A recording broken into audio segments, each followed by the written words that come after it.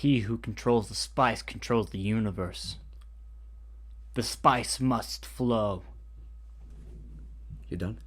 Yeah. Hi, we're the Pumpkin Spice Boys. Welcome to this very special pumpkin spice occasion. We don't review movies on this show, but we're gonna make a fun exception to that today. Aiden, what are we reviewing today?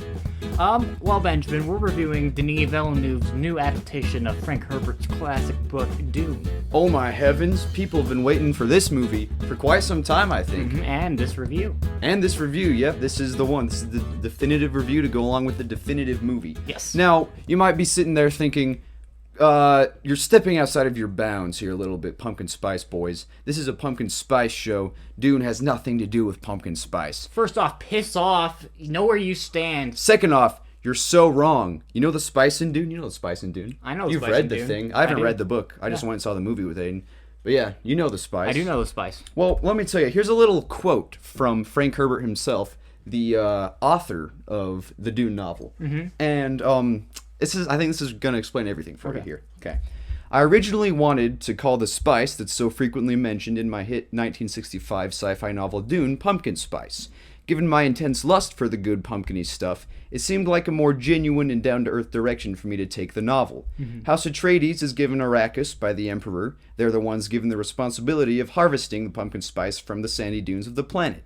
It's a metaphor, really, for how, when the fall season rolls around, my mommy tells me to go out to Walmart and harvest all the pumpkin spice products I can from the shelves. And of course, I do, because my mom's the best. Right. And I'm extremely loyal to her. But 2 weeks before publication, my publisher pointed out to me that calling something so crucial to the plot pumpkin spice might make it less accessible, especially in the months outside of the fall season. So I reluctantly made the creative decision to cut out the pumpkin and just call it spice. Hopefully someday, when my book gets turned into a movie or two, the filmmakers will have the balls to call it the spice what it was always intended to be.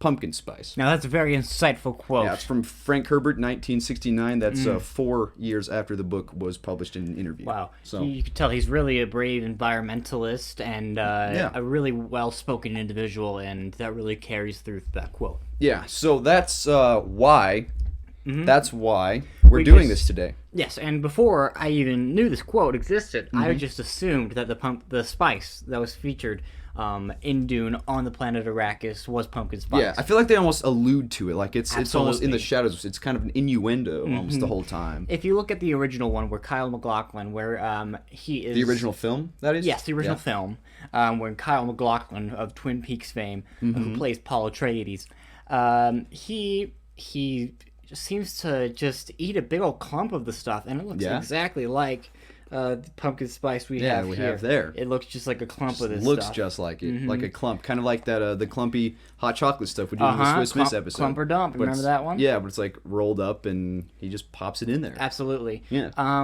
I've got to say, before we get into reviewing the film itself, I would like to kind of review this portrayal of the spice, if I may. Oh yeah, go at it. So the spice is a very integral part of the franchise as a whole, and I mean, everyone in the universe relies on it and stuff for Yes. their ship fuel and whatever. It's very versatile material. so the spice it is a very addictive substance that can lengthen the life of someone and as well as provide health benefits. Yes. And also it acts as a kind of a psycho drug that can activate some more psychic tendencies in people. It's also like it's Paul. a fuel of sorts, right? Yes, it is also a fuel. It's the only way that they can achieve like space travel between the galaxies. So it's the most important thing in the galaxy. Gotta have your which spice. is just like how pumpkin spice is to our galaxy. Absolutely. Without pumpkin spice, nothing would function. Think about it. Think about it. Think about the economy. Thinking about your own personal happiness. Like it's all there. Yeah. It's all there. All of the stores, big brand stores, Jeff Bezos, he's only relying on the income that he gets from pumpkin spice goods. Yeah. Walmart is the same way. Everything, even the film industry, is based off of this. Yeah. And Entirely. all of the money that this new film is making is probably from Pumpkin Spice fans. Oh yeah, absolutely. Just fans like me and Aiden here going into the theater, watching Dune for those pumpkin spice metaphors. They're so prevalent. So the book describes the spice quite a bit. So that's obviously number one in the representation. And then I gotta say number two is the 1984 film by David Lynch. That film represented the pumpkin spice a bit better. It did. Than in the new one. Because I was thinking about it, and in the new Dune, there is no real representation of eating the ding dang spice. No, there's not. There's a few times when characters might be inhaling it or something, and they're singing, and they're like, the pumpkin spice is in the air. Rolling over the sands, you can see spice in the air. Right. But that's pretty much just, you can see it kind of wafting through the air. Yeah, just kind of like that. Because it's within, like, the sand. Yeah, it is within the sand. And so you see little red specks. It's very pretty, as the rest of the movie is. Yeah. Now we have a little Dune of our own here on the table. Isn't that fun? Oh, look at that. I'm a sandworm. And in the 1984 film, we talked about the clump. I mean, the scene is not that good because throughout the entire film, the way that they attribute the inner thoughts of the characters that the book has, because it's a book, the way that they do that, instead of just saying the dialogue out loud, because that'd be goofy, they just zoom in on their foreheads and say what they're thinking. Right.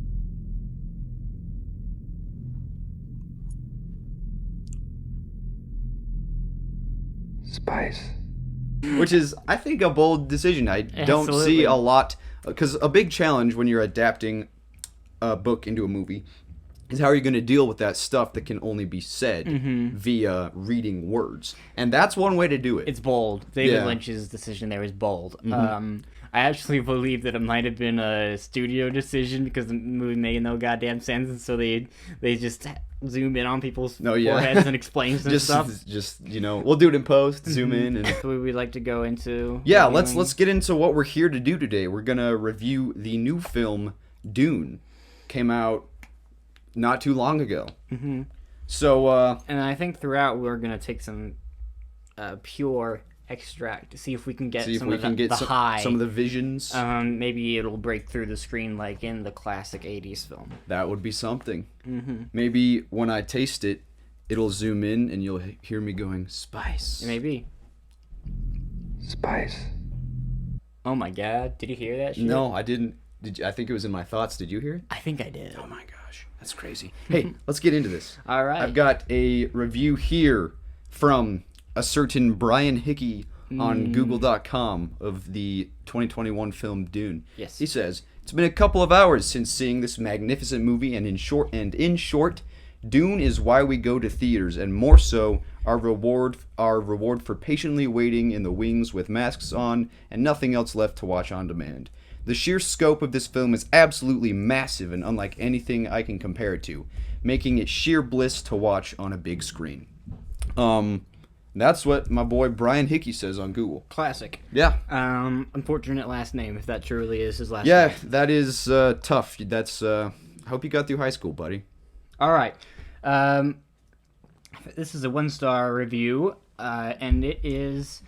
Here we go. This movie has two major problems. Uh-oh. Problem 1, greed. Wanting to squeeze more money out of the franchise, so they decided to adapt only half of the book for the first movie. Yeah, that's kind of a big thing. It is only the first half of the book. But we'll get to that. Yeah. Leaving the rest for the sequel. In result, to extend the runtime, they just filled the movie with endless expositions and unnecessary dialogues. 1 hour into the movie, and there is no action whatsoever. The 2000 miniseries with a budget of $1 and some change had more action scenes. Problem 2. Lynch's Dune is such a great movie. So it's just impossible to make something even closely as good.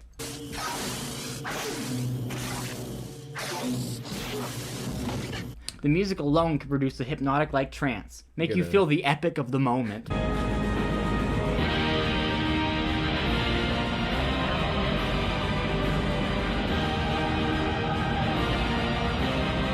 We got a Lynch film fan. A little fan here. Yeah. It makes you feel the epic of the moment. That's cool. After watching Villeneuve, I have never said his last name without the Denis, so it's Denis Villeneuve, but I can't say Villeneuve. That's the director of the modern one, yes. by the way. Watching Villeneuve's version, I can't even remember what music was in it, which is Hans disgusting. Zimmer. That's a wild thing to say. Yeah, that's like it's a remarkable soundtrack, as always, because Hans Zimmer's a genius. Yeah, I guess this person went in with like a blindfold and earplugs because yikes. From the good things, castings of Paul, Jessica, and Leto were pretty good. Special effects were good too. Yeah, yes, they really were. Hey, look, I've got someone who didn't like it so much. We've got Navahurt on Google.com. She says, "Lol, while ha ha ha, okay." I guess they say, "Lol, while ha ha, okay. Sorry, I just can't believe this laughable waste of time. As soon as the movie opens with Dune Part 1, I got a sick feeling in my stomach, and boy, I was right. First of all, love the action scenes, all 12 minutes of a 2.5-hour film.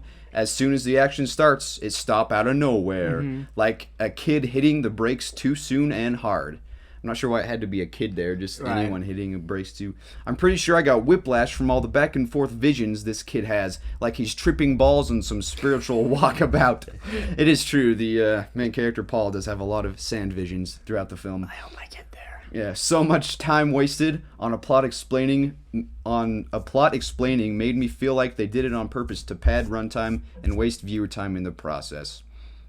Classic. Yeah, I said, anyway, just wait for part 2 and then watch part 1. Trust me, you're going to want a chaser for this one. Lol. I didn't like it much. Alright, I got one more from AC. He got 1 star. "If negative stars existed, I would use them. Oh my goodness. The character development was flatter than moldy soda." Literally, the scenes Moldy were... soda? Moldy soda! Flatter than moldy soda? Even flatter. Alright. Literally, the scenes were less organized than chili that came out my rear end. This guy's got the metaphors down. I never even thought a straight man would dream about Zendaya ever that much within 2.5 hours of screen time. Yeah, here we are. She's cute. She is cute. What? It seems like if you were straight, you'd be more likely to dream about Zendaya, but that's just me.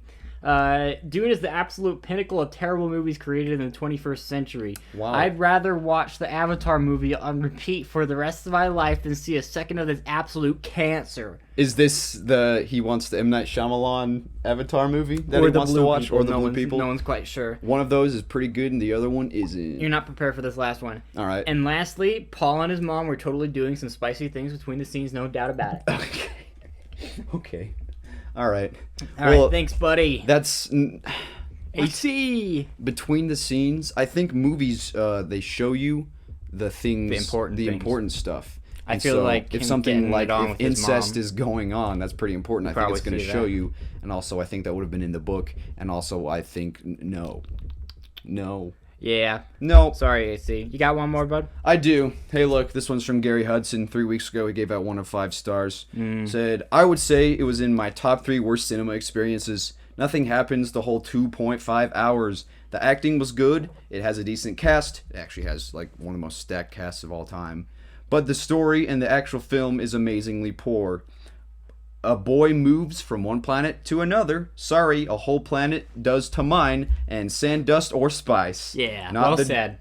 Not the drug or what you put in food. Then they get into war, and the boy and mother escape. Then they find help. Along the way, the boy believes he is the one. First of 2 films, I believe. Next time, me and my friends will just kick each other in the special area, as the pain will subside quicker than sitting through another monstrosity for 2.5 hours. I mean, as fellow boys, this is something we do constantly. It's like, hey, do you want to go to school today? Nah, kick me in the balls. Yeah, please. It'll be the same amount of pain. Same productivity level as well. All right. Well, Hey, I just thought of a joke. Yeah, do it. Getting kicked in the balls isn't very productive. Does that work? Because like testicles using to reproduce. Is that anything? I don't know. Maybe I needed to make it more on the nose. Yeah, workshop that a little bit. Yeah, I will. But something's there. Let's get it. What did we think of the movie? Me personally, I loved the movie. That's good. That's good. But I'm glad you I loved did love this movie. Yeah, that's awesome. It's spectacular. I love Villeneuve's other films. He's the director of such classics as Anima and Arrival and Blade Runner 2049.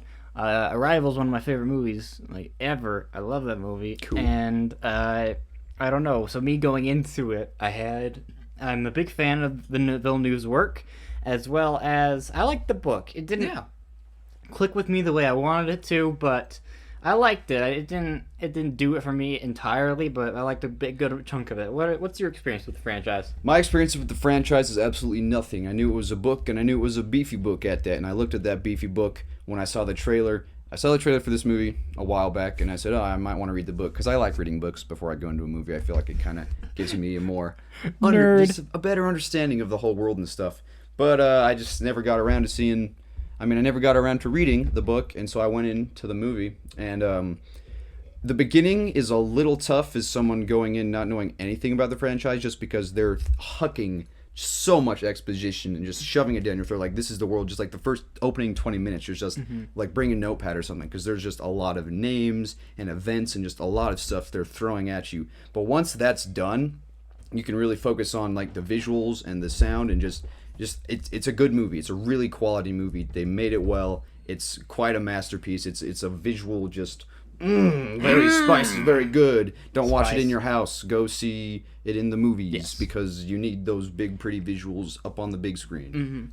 I thought this was a very impressive film, because it's a very hard to adapt book. Yeah. It's such the thing that didn't click for me about the book as a whole is the story doesn't really do it for me.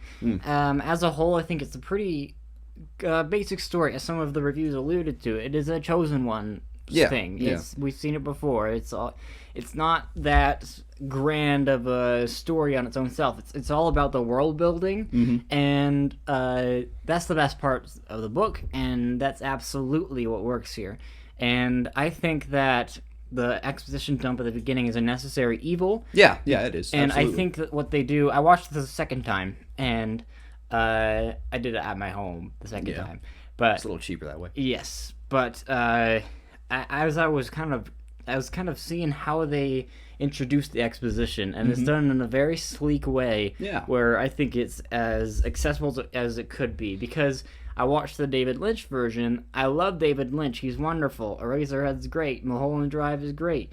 But Twin Peaks is great. But it's a classic studio meddling thing. It's like studios messed it up quite a bit. But even if they didn't, I think it wouldn't have worked, because it is just one movie, and I can see how people watching that would think it's incomprehensible. I nearly couldn't understand it, and I've read the book. Right. And so... And that's the old version you couldn't understand? The David Lynch version. Yeah. And this one, I feel like, it did a great job of making it as accessible as it could. Yeah, and that's just another interesting... The old movie, the 80s movie, crammed the entire Dune book, which is a big book. A lot happens into one, 2-hour movie, right? Yeah. It's pretty short. And then these new ones are hopefully doing 2 parts. Part 1's out. Part 2 isn't greenlit yet, but yeah, I think it's happening. It's scary, because Is it? Yeah. Because I feel like it's doing pretty well. I feel like, it's kind of been the talk of the town. Yeah. We'll talk about that at the end. Okay. But the exposition done at the beginning, it was in no way chunky and clunky, I feel like. I feel like they did it as good as it could have been done. It was just a lot. Yeah, it's still there. Yeah. But I really think they balanced it well, and I think it clicked for me in this movie that in a way that it didn't with the book. Cool. The scale of it is massive. And this kind of the sweeping emotions that I didn't really get from the book are here mostly because of the score and some of the acting. Yeah. As well as just how they structure it. And I think that it peaks about 2 hours in. Yeah. And then it has a pretty great kind of conclusion. A little bit. And then it goes on for 30 more minutes.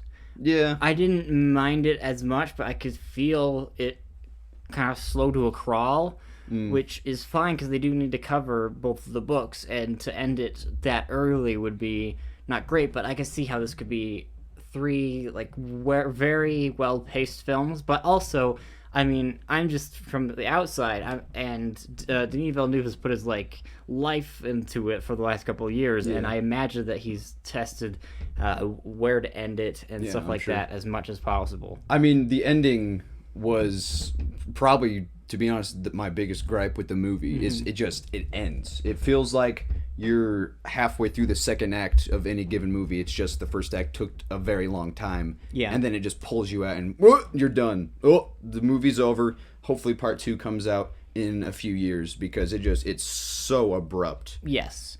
I didn't mind it too much, but it was a fun game in the second half of the movie where I was like, all right, where is he going to end it? And I had 3 times where I was positive it was going to end there. Right. And it didn't. But, I mean, because you're a book reader, you know where the plot goes. Yeah. Whereas me, I had no clue, so it just felt like it was building up, building momentum, moving into the second, the third act to really conclude things, and then it just yoinked me out. But I feel like, because I went with a couple friends, and me and my friend Jackson, who had also read the book, were the most ecstatic about it. I feel like we were just like, masterpiece, it's gorgeous, wonderful. Yeah. Because I feel like it is just so euphoric to have read a book and have it translated nearly perfectly. Oh yeah, absolutely. I mean, it's a wonderful movie. It's by all means, but it feels like half a movie. Most book adaptations, as good as they are, do feel like the interpretation of the filmmaker. Yeah. And this one is this magical thing of translating what works about the novel, but improving on it and adding a lot of creativity into it. That's really cool. This is not just a faithful adaptation of Frank Herbert's book.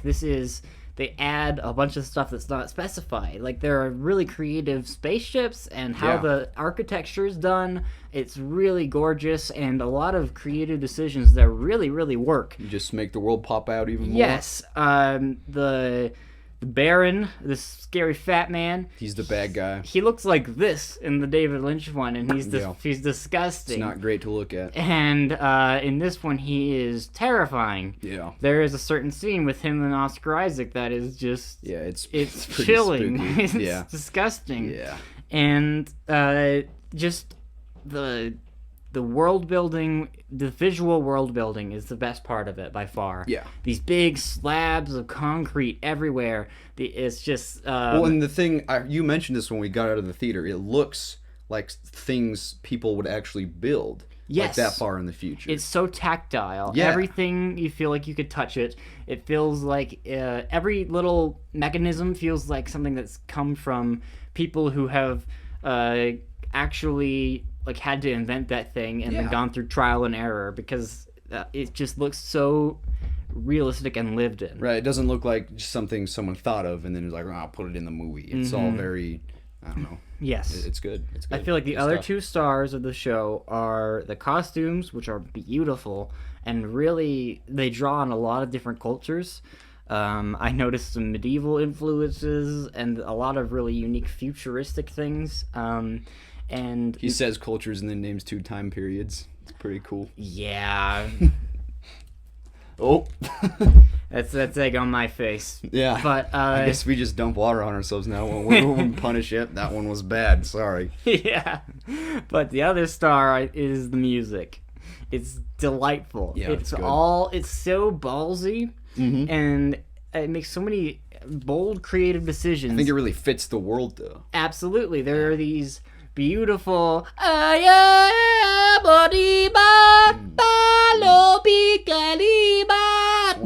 boom. Oh yeah. And it could be off-putting, but it's not. No. They implement bagpipes in a way that works. Yeah, it's like, how do they do that? It's like the royal theme, and this dude with bagpipes walks out, and then just bagpipes just start playing, just honking in your ears from every direction. And it comes back later, and it's how does that work? I don't know. It's cool though. It's cool. It makes it work. Yeah. Yeah. So, I think. You got anything to say before we wrap it up? I mean, I got a lot to say. Yeah, but we can wrap you could it just up go a on bit. and on and on. But like I said at the beginning, we'll talk a little bit about where this franchise stands, because as it is, there are plans. He's got a script written for the sequel, but it's not greenlit. This one costs $165 million to make. This a good chunk of change, and Warner Brothers is not very convinced that this will do well, because especially because his past big budget adventure, Blade Runner 2049, which had a much lower budget, bombed completely. But that's a much more intellectual, slow. It's not everyone's cup of tea. This one's much more accessible, and it's going to make its money back, but it's not gonna be like, you have to account for like 20 million for the advertising and things like that, and movies can make their money back and still not be considered a success. It needs to be like surpass that, and so it's been out for a while worldwide, but it just barely released here in the States, and it's not a super impressive opening. No, Venom beat it by like 50 on like million. It's rats ridiculous. all over the place. Absolutely. And so this is not the next Lord of the Rings or Star Wars that they wanted it to be. No. But I personally am optimistic. I think that there is an audience that they know they would be depriving of a good sequel if they didn't deliver here. It would deliver a lot of bad will towards the company. It would. And this funny little Warner Media Studios CEO, Ann Sarnoff, said, with Deadline, they were interviewing her, and she said, "Will we have a sequel to Dune? If you watch the movie, you see how it ends." I think you pretty much know the answer to that. So she's just kind of referring to the film's abrupt ending there, and I don't know, maybe alluding, yes, there is a sequel planned. Will it happen? Hopefully. And I think there's a lot of hopeful people out there, including at Warner Brothers. Mm-hmm. And then this one is also much more of an Oscar hopeful than a lot of blockbusters. So this not having a sequel in the pipeline would show a lack of faith in the original film, and so I believe that they will be greenlighting a sequel before their ad campaign starts for all the Oscars. Because I'm gonna pop if they don't. Mm-hmm.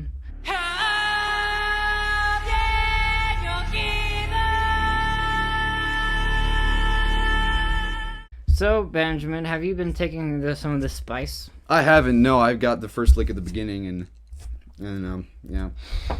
Are you feeling anything? Oh, yum yum. I'm not. No. No, it just kind of tastes like bad cinnamon. All right. Yeah. I've been Aiden Morton. I am Aiden Muardipton or House Aiden Trades. You take your pick. Multiple choice. That's pretty cool. And I have been Ben Shafer, Pumpkin Spice gang member. Things are getting wild for me out on the streets of Pumpkin Spice City.